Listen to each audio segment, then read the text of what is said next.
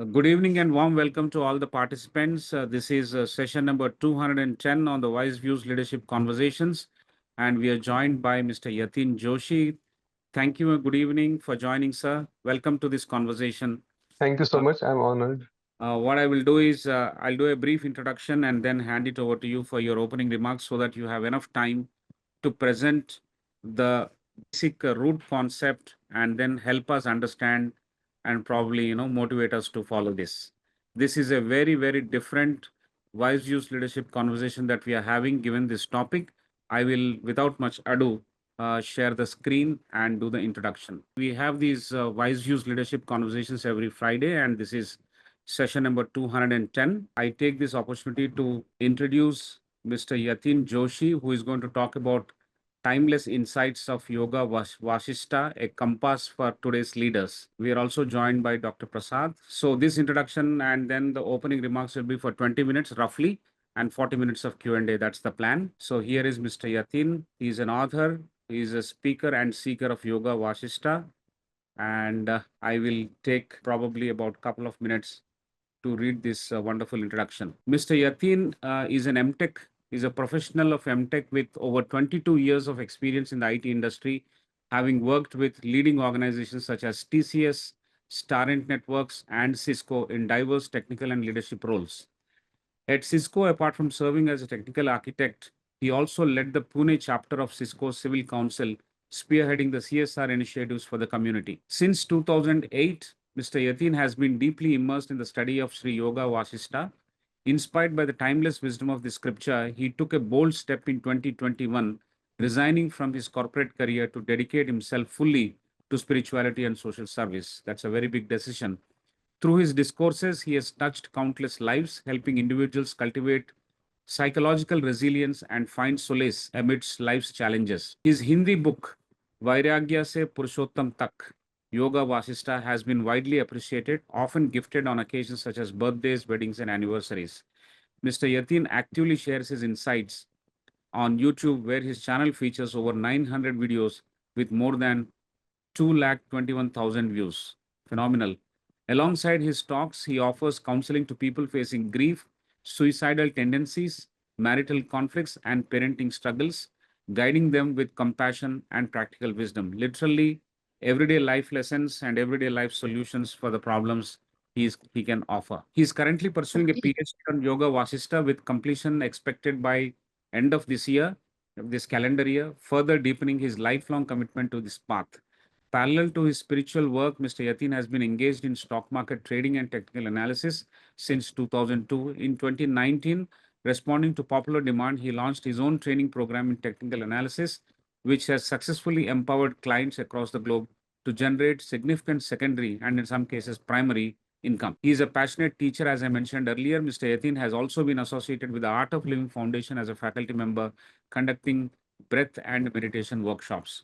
During the COVID-19 pandemic, he collaborated with the Pune police in critical relief efforts, conducting peace workshops for over 1,500 personnel, supporting labor migration management, and helping design isolation and care protocols.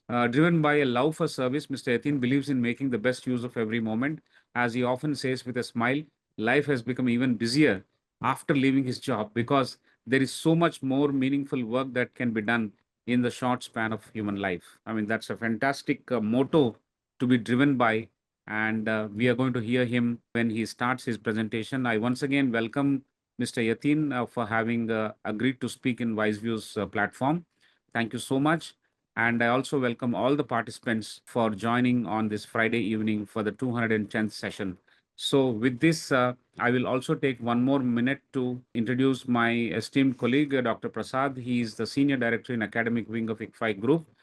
He brings 3 decades of rich experience as an entrepreneur, as a corporate professional, and as an academic now at ICFAI.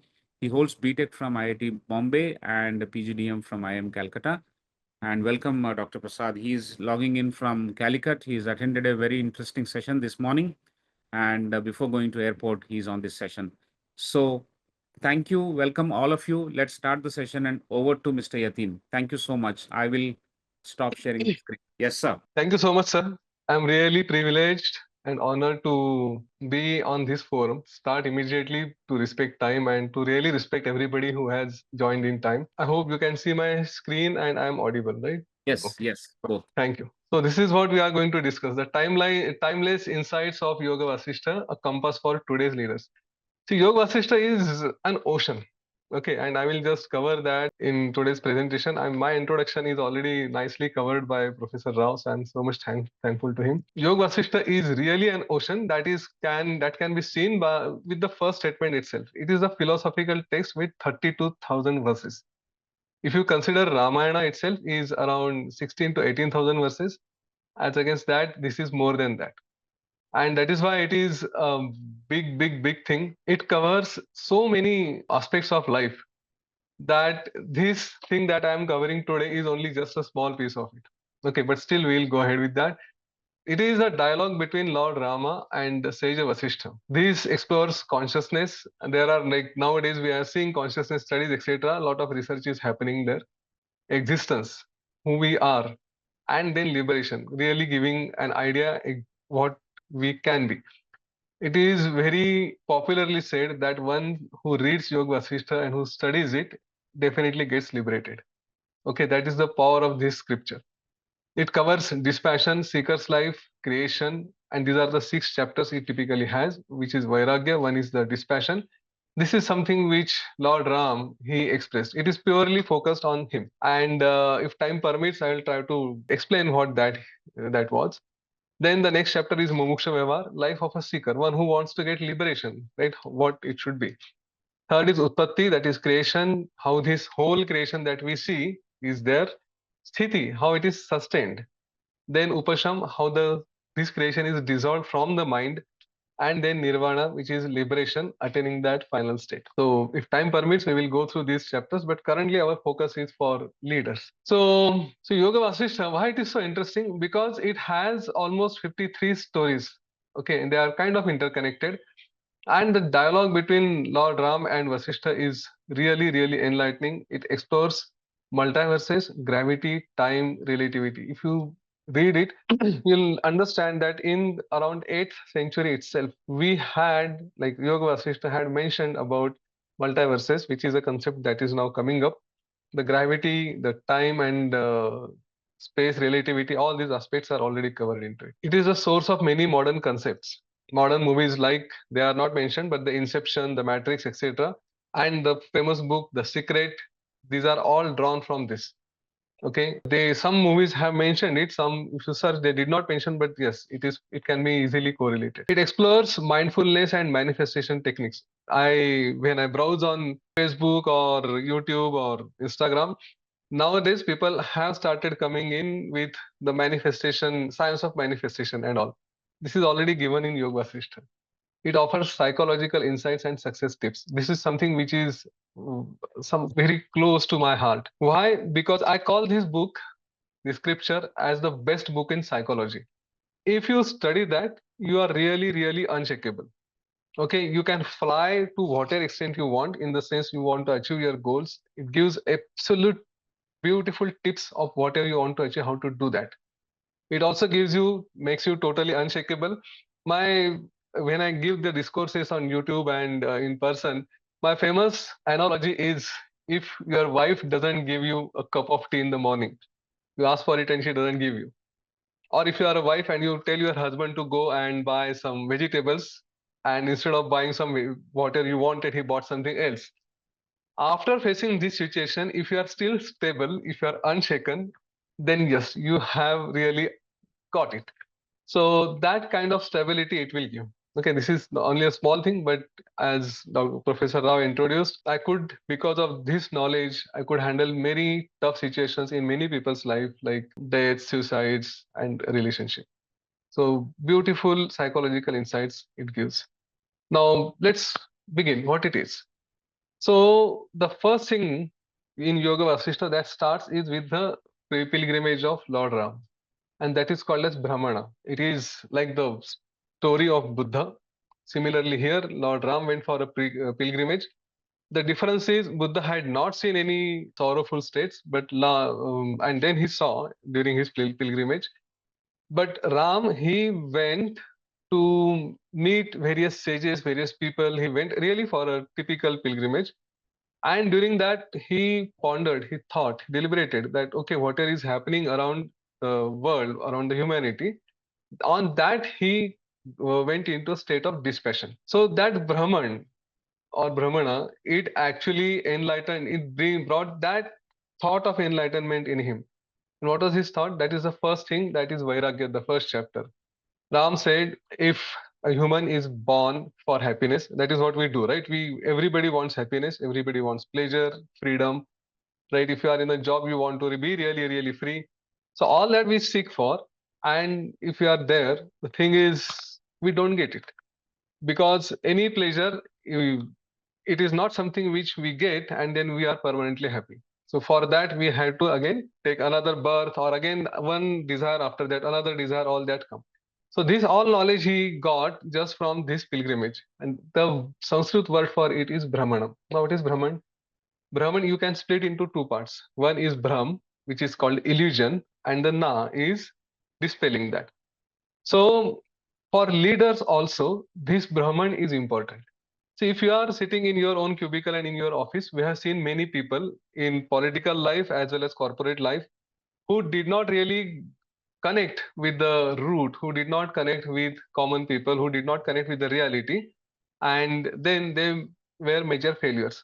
So, as a leader, the first thing you should be connecting with every possible person who is in your domain. Okay, you need not really go and connect to somebody who is not in your domain, that is fine, but at least connect with people who are in your domain, who are up, who are down, like who are upwards in your hierarchy, who are downwards in your hierarchy. Connect with them, understand what are their problems. The one theory behind this, and even Chanakya asked Chandragupta to do the same thing because Chandragupta also was brought up as a leader. Chanakya told Chandragupta that you should go and visit your own subjects, you should go visit the neighboring kingdoms also. Why? Because then you will know what are the problems in their kingdom and you will also know what are the problems in your kingdom, what are the problems faced by the people and what are their expectations. If you know what are the expectations of the people, then only you will be becoming a good leader. So for leaders here also, you should know what your teams are, what are your seniors expectations, what are the expectations of your competition. Also keep your eyes open, don't be in your own, like don't be what is that, Kodak. Okay, it, they they remained in very close cubicle, they did not open up and that is why they failed. So understand this. That is why Brahman is Brahman by brain, Brahman by mind. Go and explore many things around you. Talk to people, get connected. That is what is Brahman. Then the second thing, what is wisdom? In spirituality, wisdom is really understanding, at least from Yoga Vasishtha point of view, understanding what is my purpose of life. Okay, that is the first thing that we should have in mind because when I am born, I should first ask this: why I am born? Who am I? Where am I born? Why all this? Whether whatever I am seeing is real or it is a dream. All such questions and their answers, they come from the wisdom point of view. What is ignorance?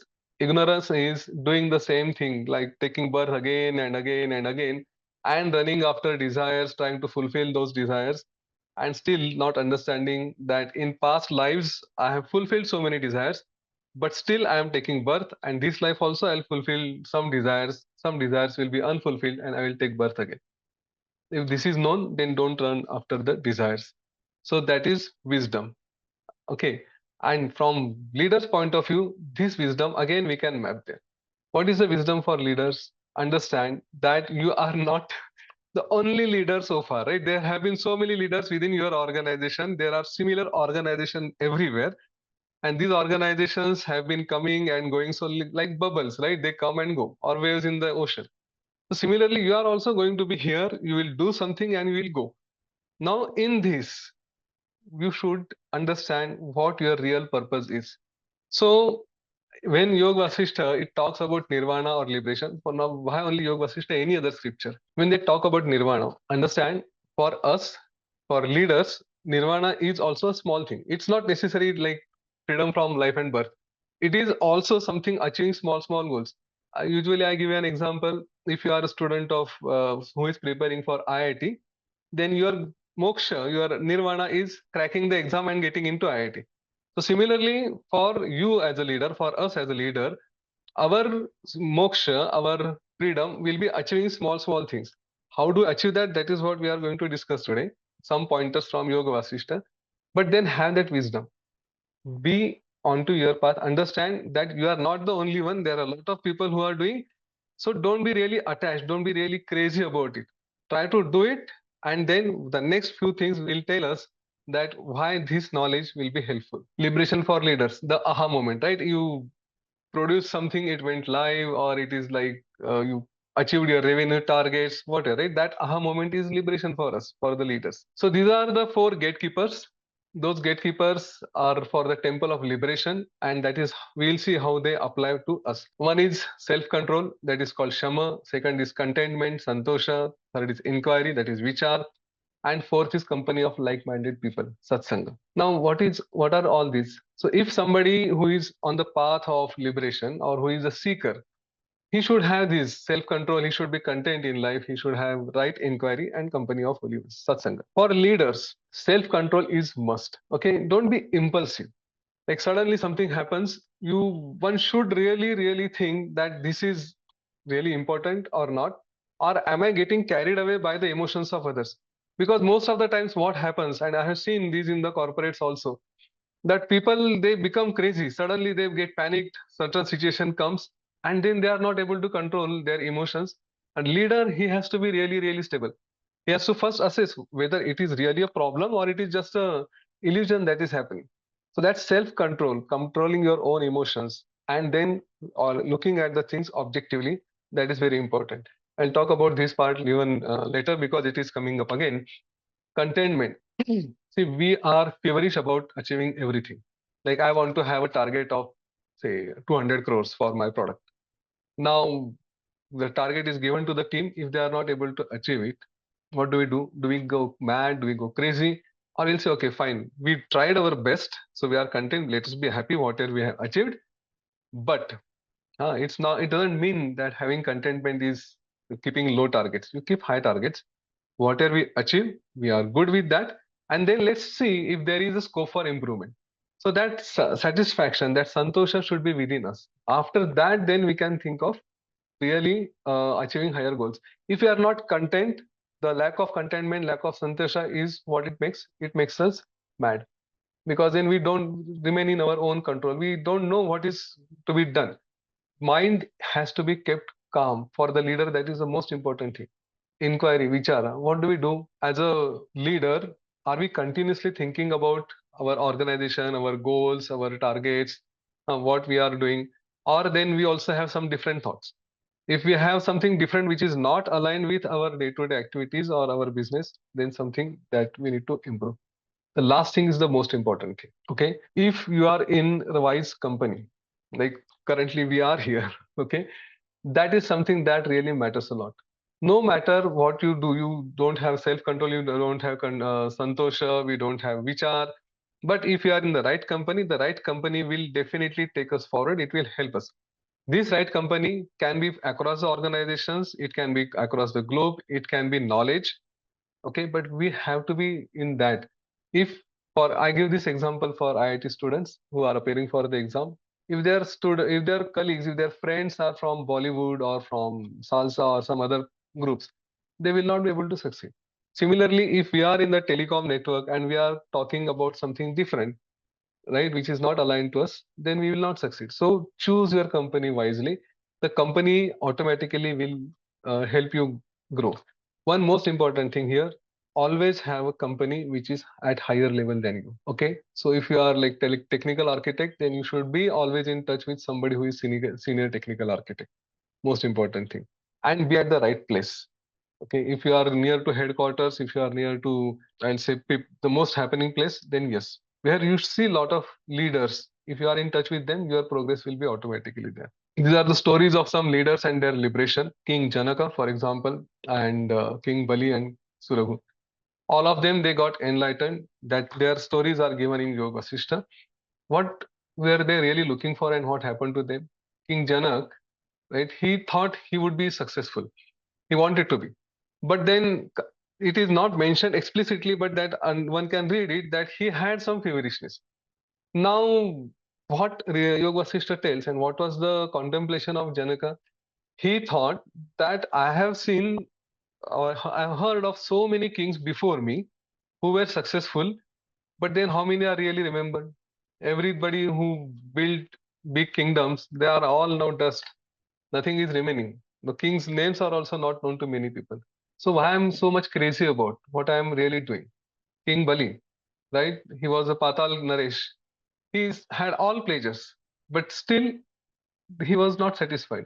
So as leaders, if we think that I want to be successful, which is not wrong, we should really think for it, but also have that slight detachment that yes, I will do the right things, I'll be doing righteous things, and whatever comes, I'll be happy with that. I'll be content with that. Okay, pleasures, etc. They are already there. They are side effects of our work. King Surahu, he has a very nice story. He was a king and he was caught up in a dilemma where he was supposed to punish his subjects because those who were doing wrong things, he wanted to punish them. So he felt very bad for them that okay, these are my subjects and I'm punishing them. But on the other hand, the other side of the dilemma was if he doesn't punish, then those bad people will be affecting, they will be causing disturbance to some good people. So he was caught in that dilemma, and then that is what the ego is that I am doing something, I am responsible for this, I am responsible for that. So instead of his role as a king, he got into that I-ness. And then his guru guided that he told you just perform your duties, drop that I. Whether you are there or somebody else is there, he will be doing the same thing. You have to just follow the dharma. Okay, don't bring that I. Whatever is as per the scriptures, as per the rule, do that. Leaders also need to do the same thing. Don't get caught up in that I-ness. Okay, we are in the organization, whatever we are even the owners of that, we will be till the age of 75, 80, 85, whatever. If we are employees, we will be till the age of 60, 65, whatever it is there. Right? So that I is not there. Now coming to the basic of all these is we are born as human. We have a life. We have to address so many aspects of life. In that, just ensure our career is just one part of it. It's not everything. So in that, we'll do the best. Okay, remembering that we will not be remembered anytime. After 10, 20 years, nobody will know us. But does it mean that we should not be doing anything? We are born as humans, so we should be doing the best. Why? What are you going to achieve by not doing the best things also? So this life is to be spent for doing good things. Understand this, and that is how a lifestyle of a leader will be defined. Leader has to be healthy. Exercise, yoga, pranayama, meditation. The last three things are the must. Exercise, you walk, etc. But these three things, yoga, pranayama, meditation, they are the must no matter what other things we go to gym, we go for jogging marathon, etc., etc. They really don't give you the best health what pranayam yoga meditation can give. If you don't believe me, this check that I am mentioning, health checkup, get your CT coronary angiography done at the after the age of 45. It can be done after every 5 years or so. Why? Because joggers, trekkers, runners, etc., who they do it, but for them, their heart muscles they are strong, their extra capillaries they open up, but the blockages they can be built up, and those blockages can be caught only in the CT scan. If you are doing meditation, if you are doing pranayama yoga, you go and read research articles. I have been doing PhD, I am reading a lot of research articles. They clearly tell these benefit a lot. If you compare between the healthy lifestyle and this thing, you'll still know that yoga, pranayama, meditation help. So there is no doubt about it. Research confirms that. Get it done. But this CT check, this CT scan, coronary angiography, you should do it every 5 years after this thing. Take time to go within yourself. This is not picnic. Okay, what that means is go for some courses where there is some silence observed. Like Art of Living's advanced courses, they offer 2.5 days, 3 days of silence. Vipassana, they offer 10 days of silence. Like there may be so many of them. So try to keep away from all the devices, families, every connection. Just be with yourself.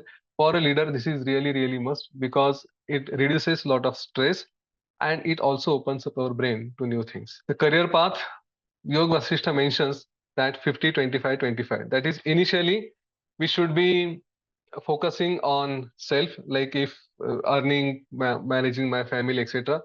So 50% of my day's time should go into looking at self, 25% time should go into studies of scriptures, knowledge, and 25% of the time should go to Guru, like doing his service. And after that, it should move to 25 to 75. So 25% of the time should go to knowledge, and then 75% of the time should go to Guru.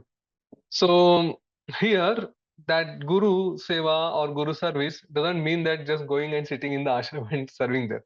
No, Guru's expectation, whatever it is, you can do that at home also. Your business also can be Guru service. So imagine that whatever you are doing for your own Guru, and then serving it, earning and doing charity, etc. Similarly, for the leaders, the when you are initial stages like developer or somebody in the initial phases, we need to spend a lot of time doing our routine job. So that is self. Then we also need to study a few things, that is knowledge. And then we also need to look at the business, what is the organization doing, and then try to understand and do something for it. So that is how 50, 25, 25, or even for self, it will be more percentage. But as leaders, when we grow, then only two things come.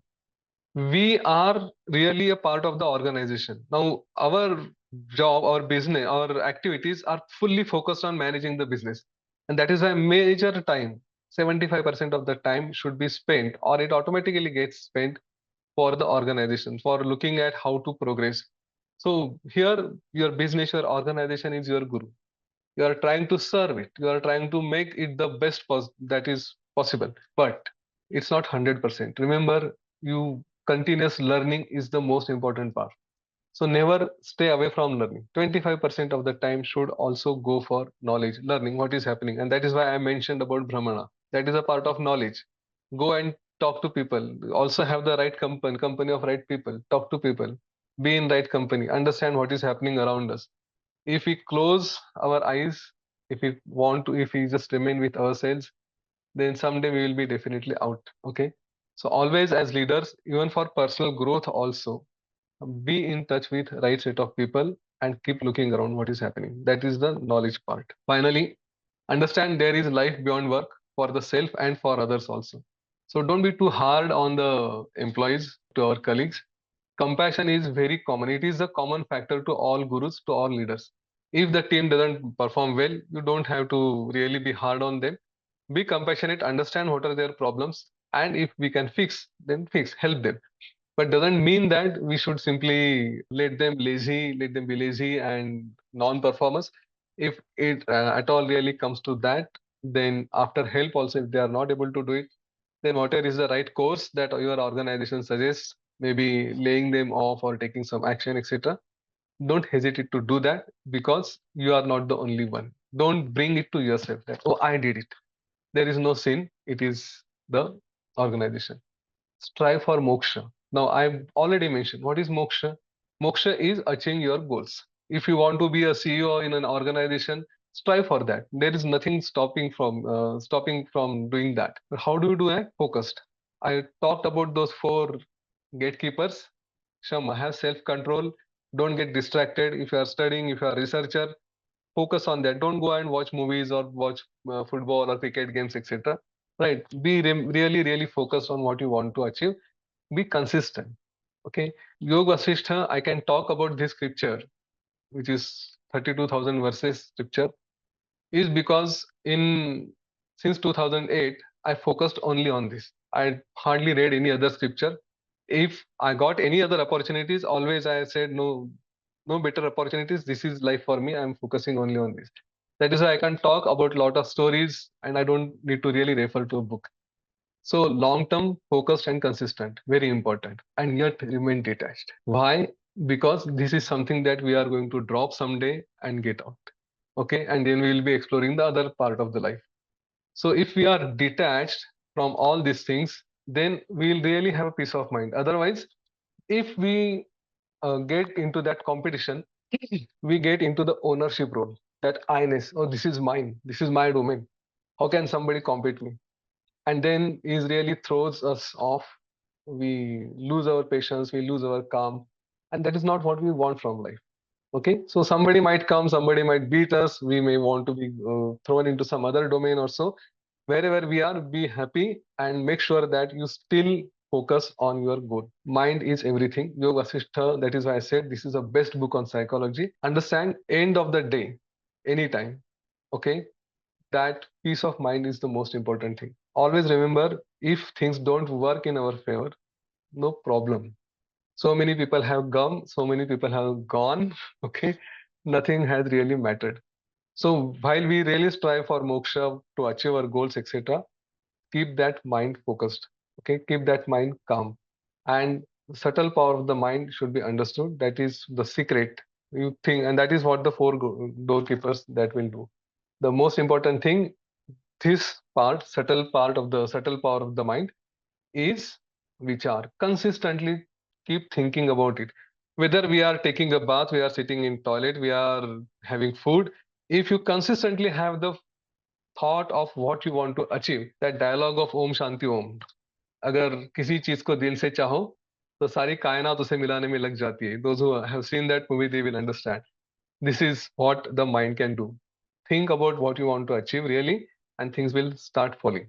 They will automatically come to you. Trust me, I have gone through this and it still happens with me. This webinar itself is again an outcome of what I was thinking about consistently for the last few days, and this happened. What else can I tell you now? Great. All right. All right. So we are closer, come to the end. So now let us have a dialogue. Let us all be Ram and Vasishtha to each other, help each other, and go ahead.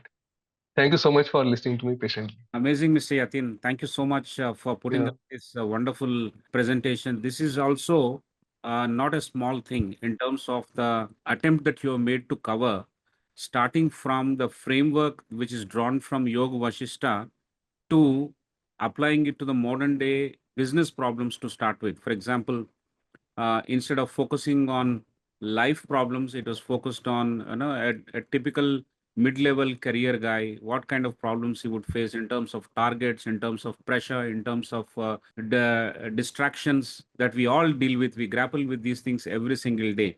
I think you have touched upon all these things and motivated a lot of people around the screen today to go through the framework and then liberate yourself. But yes, there are questions. There are questions in terms of how it can be done, in terms of application, in terms of the I-ness versus my own signature in an organization. You know Yeah. that tanav, the tension between these two, how it can be resolved. There are many. I'm sure people around the screen have many questions to actually raise. So we will use the available time to have these questions. It will come in two clusters, one by Professor Prasad, and I'll come back for the second one. I promise to open the mic for the members who raise their hands to take their questions directly also. Over to you, Professor Sure. Prasad. Thank you very much, Professor Rao. And thank you, Joshi sir, for a wonderful introduction to a not so well-known area for many people, except those who perhaps tasted it. Yeah. I'll start Thank with you. the first question, and this is connected to you. See, this is a very, very enriching body of work. And you have happened to move from what lakhs of Indians are doing, going about earning their livelihood, making a career, and seeing how you can make it part of your life. And you have done it to a very good extent, maybe compared to others. Now, what has this journey been like? What are the motivations behind this? Because even if you're able to take a part of it, definitely there is progress. So, what has your journey been so that it encourages others to move in? Yeah. During 2008, it was a lot of work pressure, and one of my friends handed over this book to me. Hey, you read this, maybe it will help. A lot of stressful situations, and once I started reading that, then it really inspired me that this is the scripture I should take to people, and I kept it reading for next few years. And then I also started conducting sessions, and I saw it bringing in a lot of impact to people's life. So there is where I felt that I'm probably not born to be just coming and going to the office, and at the age of 60 or 58 my company will tell me, that organization will tell, now okay fine, you are not fit for job, go and get retired. That doesn't serve the purpose of life. So I kind of had that passion was generated. Now let me go and really contribute somewhere. This is the thought, and a lot of people have it. But then the most important thing that comes in picture is whether we really have the financial backup or not. So fortunately, I did have financial backup, but I would not hesitate to share my personal aspects also. My wife did not believe in that because my son was in ninth standard and my daughter was in fifth standard, and she said, no matter what, you have to earn. Because we come from typical Marathi family where you have to be doing a job. Every month you have to have that message that this much is deposited in your account. We don't believe in business, and I'm the first one in my entire family who really thought of doing business. So the confidence that I got, that okay, fine, I will do something and I will earn money. That confidence was from the same scripture. This scripture I told, we talked about 4 doorkeepers. Those doorkeepers, they give you that confidence that whatever you want to achieve, you can achieve it. So the story, there are a lot of stories about life, but the moment I thought that I will do something, the knowledge walked up to me. It said, okay, fine, you do this and you will start earning. And then I did some stock market courses, etc. And then I started earning, I started teaching. All that, it just fell upon, nothing much. Power of mind, it really works. So for everybody who is really interested in doing something, just keep thinking about it. Be really passionate about it. Actions will automatically take place. That is what I can tell. By the way, my wife did not tell my in-laws, like her parents, that I had quit the job for 2 years. Okay. When I showed her that this is good income that I have earned, then she said, okay, now he's no more with the job, he is earning on his own. But I had to prove it. Excellent, excellent. I think you narrated a believable journey, and I think Yeah. the key point there is passion and how you get into that passion. Yes. Yeah. But just don't jump into anything like that. Many people want to quit the job. Okay, one important thing. If we really want to quit the job, we should know why. Okay, you should have something really that you are passionate about and you want to do that. Many people on one side they get bored. They say, no, this is repetitive. I don't want to do this. There is politics and all so many negative things they talk about. And if you go to something else, there again you are going to face the similar thing. So first you want to decide what you are going to do, and whatever you are going to do, whether you will be able to handle that or not. If you can handle that, will you be able, are you handling it here also? Like if you are full of lot of negativities, if you are not able to handle the situation in current job, how will we handle similar or tougher situations in the other job or other business that we are doing? So first that mind should be managed, and then switch can be done. I think this is also a very important point Yeah. that, are you clear about what you want to do versus what you don't want to do or don't want to get engaged in the current experience? And do you have the strengths and the competencies which will take you in that direction in your current role? Yes. I think two very good insights. I'll just move on to the next query. See, from intellectual understanding to lived realization, many of these constructs, frameworks, they get understood. People read. We have so much of wealth in our traditions. People read, but it remains at the intellect level. I mean, it doesn't filter into the other parts of the body. If you look at the larger body, it doesn't come into the being to the extent that it should be. So, how did you do it? How can the ordinary man do it? Um, one thing is fear. We can do it. It's not that we can't do. See, if you look at the larger picture, like in our own country, and I just mentioned about somebody who is from Marathi background, and consider somebody who is from Gujarati or Marwadi background. The Marwadi guy, mostly, he completes his education and he's not worried about job. He says, okay, I'll start my own business. If you see around you, even whether it is Bangalore, Kerala, or Hyderabad, you are in Pune or anywhere, the shops, most of them will be owned by a Marwadi. He will come, even it is a grocery shop, he will come from Rajasthan and he'll set up a shop and do it. Now, he doesn't have fear. He knows the things are going to work for us. Similarly, if we ask a Marathi guy to go and do something like that, or maybe I don't know about other communities, they may not be able to do it. They will have that fear, oh, everyday income or every month's salary, I'm not going to get. So it is the same thing done by different people because their upbringing, their culture is different. Now, as you mentioned, this all knowledge is with us. Many people have been following it, many people have been implementing. It is individual to individual where their culture is probably not supporting. And one of the things that is happening on India level and with current things that are happening across the globe, we are shouted at or we are dictated because we don't have our own organizations or companies, right?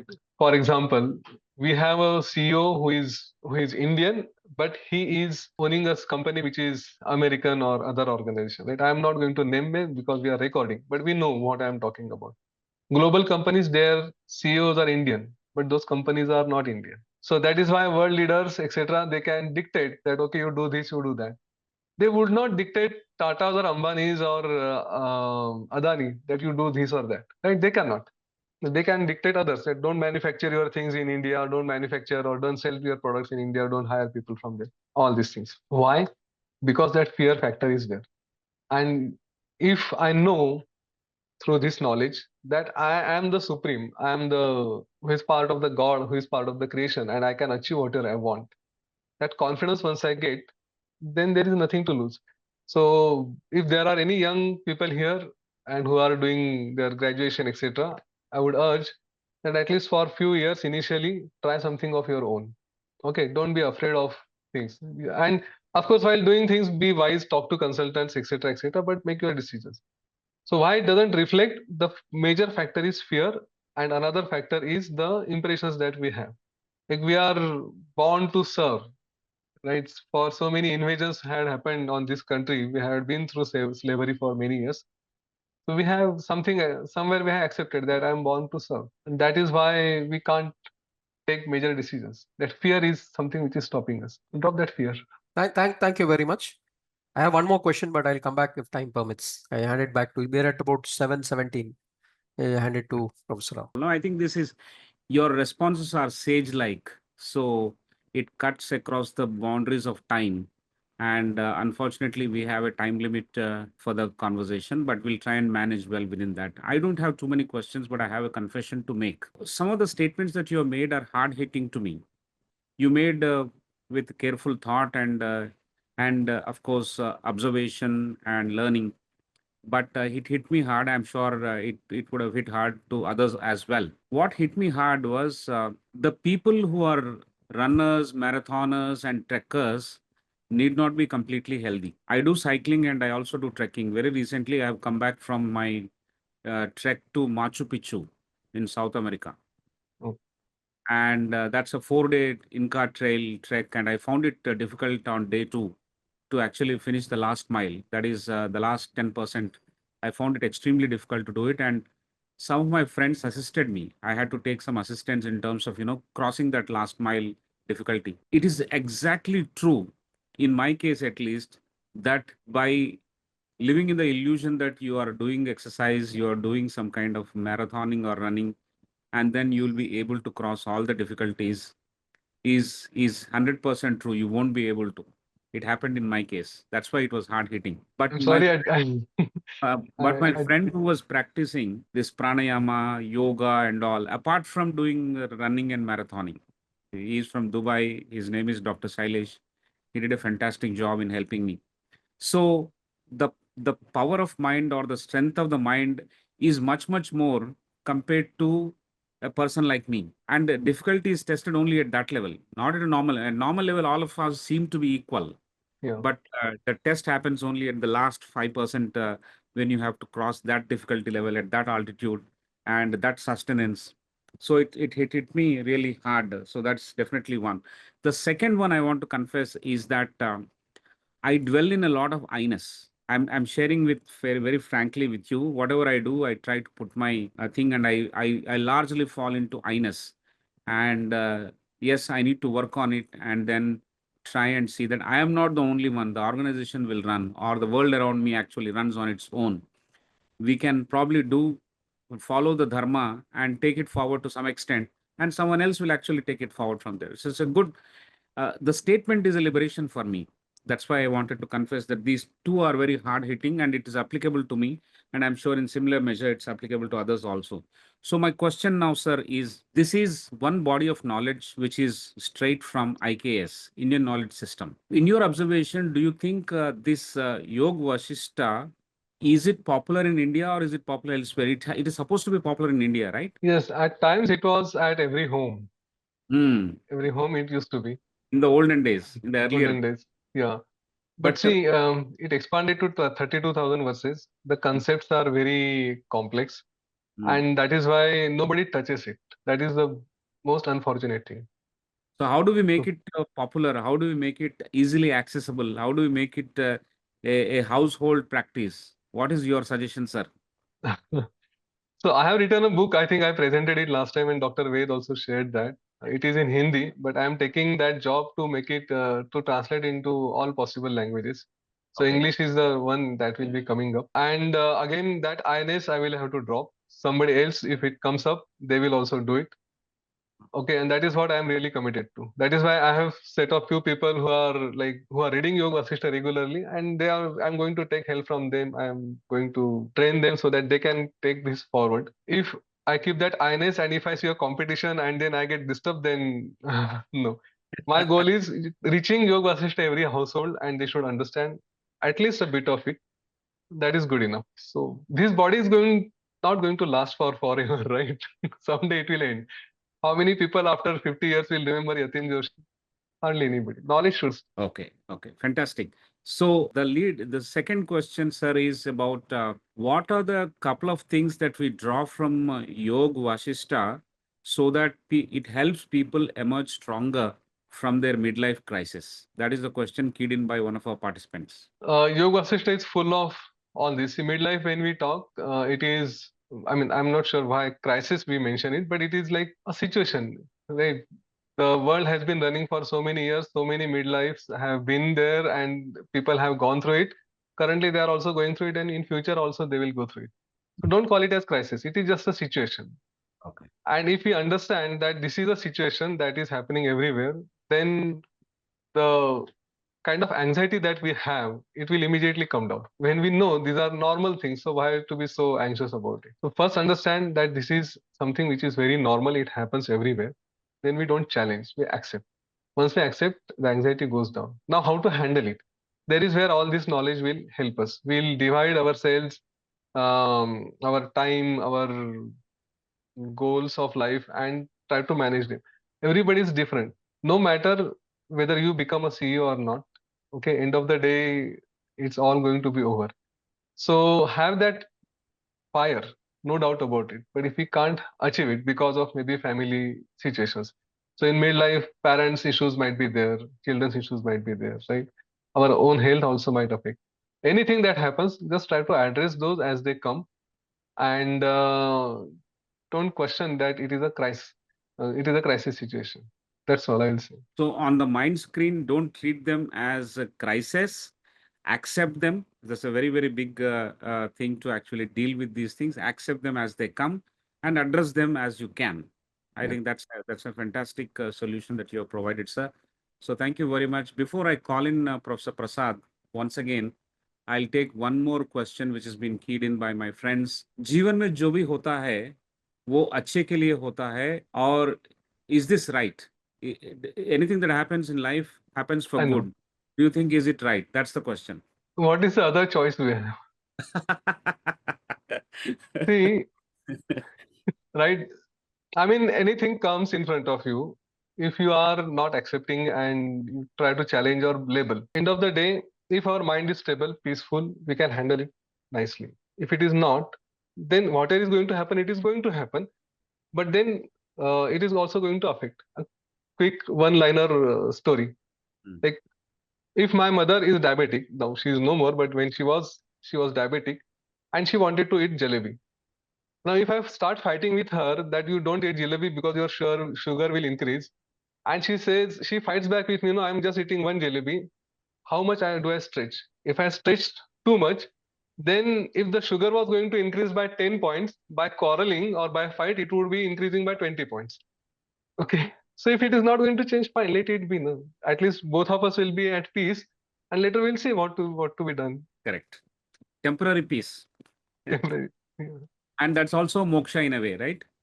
Yeah, I mean, if we practice ourselves, I told, if wife doesn't give the tea in the morning, then Yeah. why to be crazy about it? Fine. So many lifetimes I have drunk tea. Mm. This is big thing. Good. Very, very practical. Very practical. Yeah. So let me request Dr. Prasad to come back for his unraised question. So this has a background in what we understand about consciousness and the Western education that comes to us. Concepts of science which come to us. And this is about, there is a part of it which says we salute the consciousness, which is a source of threefold divisions. Knower, knowledge, known, seer, sight, seen, and doer, doing, deed. That actually it's one. Yeah. Now, you did mention in the beginning that, there are discussions going on right now into that. Quantum is also talking about it. Yeah. Now, if you have to, for a layman to understand, because, they have that division. You are you, I am I. Yeah. Seer, seen, doing, deed, etc.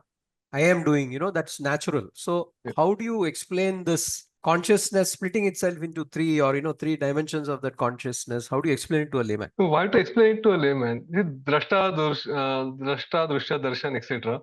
If just I want to explain only this thing, okay, as an example. So it's evening, night time. If I see a snake, okay, which is actually a rope. So seer is myself, that is Drashta, who is the seer.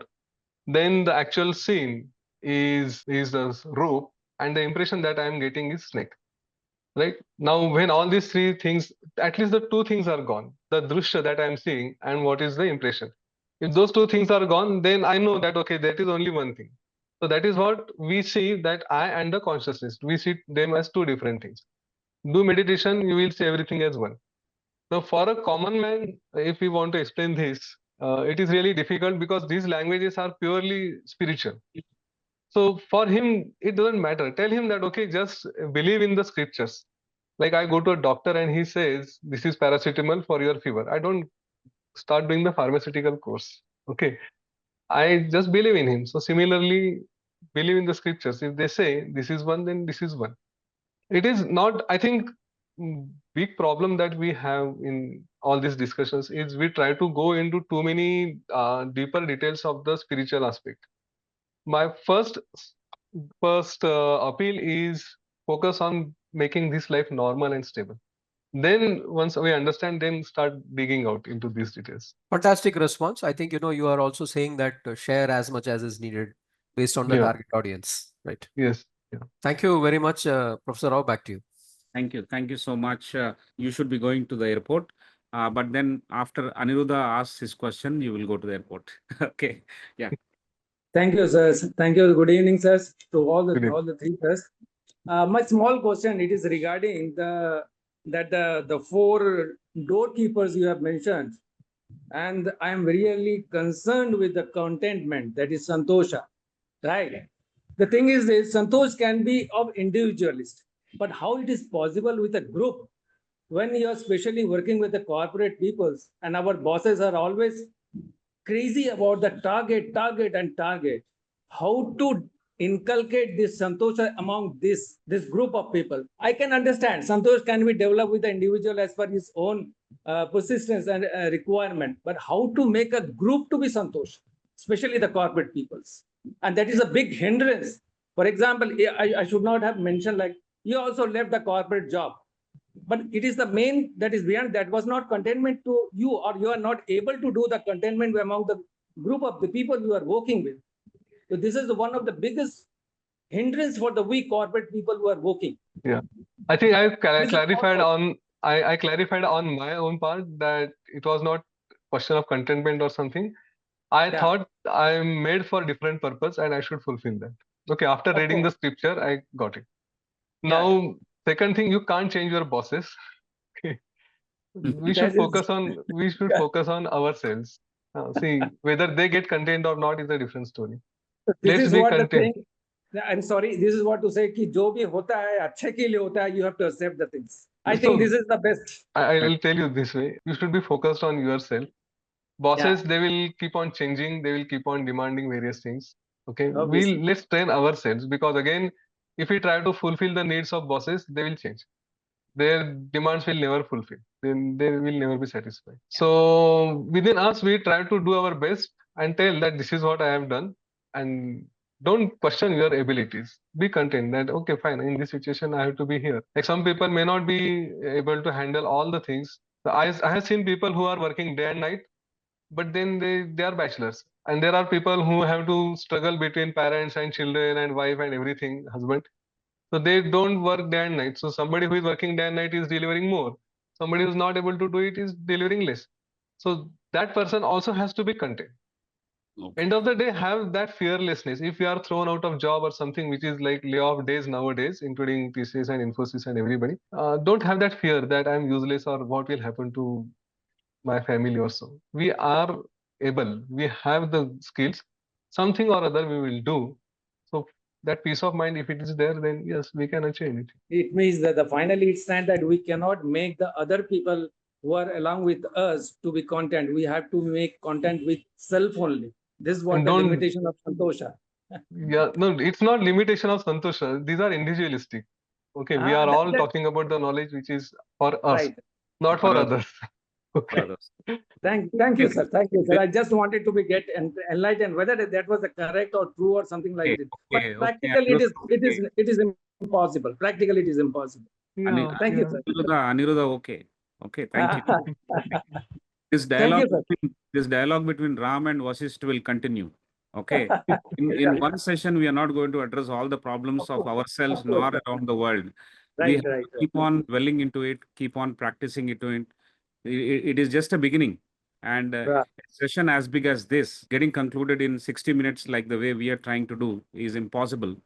But it's only a beginning, it's only a trigger. All of us should be able to focus on it and draw lessons from how to overcome the boundaries of fear, how to see life beyond work, how to excel in small parcels of achievements like moksha, and also practice what is called compassion, which is common to all the leaders or gurus. Is a very interesting common theme. We speak to lots of leaders here, and everyone says that empathy is the biggest trademark of a leader, and that's what you said. Compassion is common to all the leaders and gurus. I think with this take-home message, we will continue to read more about Yog Vasistha, and we'll continue to raise some questions to Mr. Yateen. Yateen's initials are YV, and Yog Vasistha is also YV. I think there's a great resonance there. We'll continue to learn from you, sir. Thank you Thank so you so much. much. From here, I want to also thank Dr. Ved for recommending a fantastic source of knowledge, which is very different for us. On a leadership conversational platform like this, we cannot only be talking about business and materialistic things all the time. We need to also see what we can learn from the Eastern philosophies and Eastern frameworks that we have. Very often, Western frameworks seem to be very clear to us because we are driven and conditioned by picking up lessons from there directly. They seem to be more direct, but Eastern philosophies and Eastern methodologies and frameworks are also very powerful. It helps you travel more inside than outside. It is more intangible than being tangible. It's more indirect than being direct. It is more about you, an individual, not about others. You start correcting, you start addressing yourself, then the rest of the world will take care of itself. So the very premise and the very context and the pretext is very different compared to these two methodologies that we encounter every single day. So I thank you, sir, for this enlightening session. I will also share a few more questions so that you can answer on email. And I request you to email your PPT. We will attempt a summary. That summary will also be done by Dr. Ved. So it will be helpful for us. On behalf of everyone here, I want to thank you for this wonderful enlightening session, and we'll continue to stay in touch and learn from you. Thank you so much. Thank you so much, sir. Thank you for providing this opportunity. I'm really honored. Pleasure, sir. Thank you. Thank you. Dr. Prasad, wishing you a very happy journey, and we hope that you will reach the Calicut airport well within time. See you in Hyderabad on Monday. Thank you. Ladies and gentlemen, have a great weekend and a good night. Jai Hind.